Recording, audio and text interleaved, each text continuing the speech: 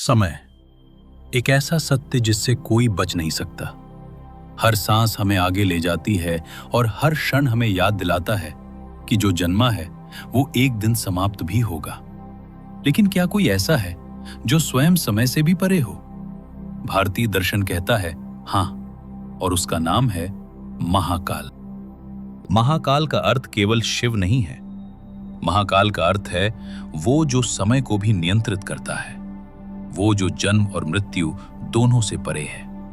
जहां हम समय के साथ चलते हैं, वहीं महाकाल समय को अपने भीतर समेटे हुए हैं। भारत की 7 मोक्षपुरियों में एक नगर है उज्जैन, और यहीं विराजमान है श्री महाकालेश्वर ज्योतिर्लिंग।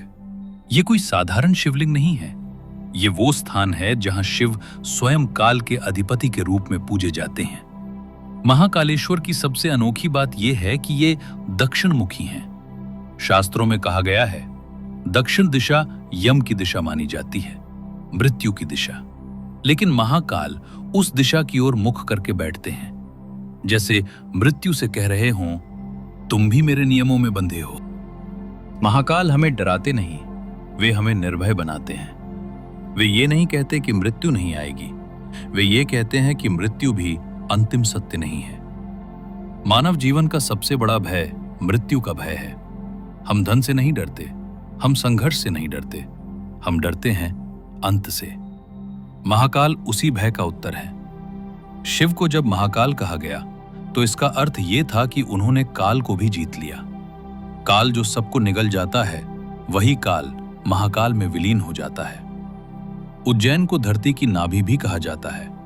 कहा जाता है कि यहीं से समय की गणना प्रारंभ हुई। यहीं से सूर्य की गति, नक्षत्रों की चाल और काल चक्र की समझ विकसित हुई। ये केवल आस्था नहीं, ये संकेत है कि महाकाल एक सिद्धांत है। महाकालेश्वर स्वयंभू है, अर्थात उन्हें किसी ने स्थापित नहीं किया, वे स्वयं प्रकट हुए। जहां अधिकांश मंदिरों में लिंग स्थापित किए जाते हैं, वहीं महाकाल स्वयं इस धरती से प्रकट हुए। यह हमें याद दिलाता है कि सत्य को बनाया नहीं जाता, सत्य स्वयं प्रकट होता है। महाकाल के दर्शन रात में सबसे गहरे माने जाते हैं। जब संसार सोता है, जब शोर शांत हो जाता है, जब मन अकेला होता है, तभी महाकाल का स्मरण सबसे गहरा होता है। भस्म आरती महाकाल की सबसे रहस्यमयी आरती है। भस्म जो शरीर के अंत का प्रतीक है, और वही भस्म महाकाल को अर्पित की जाती है। ये संदेश बहुत स्पष्ट है।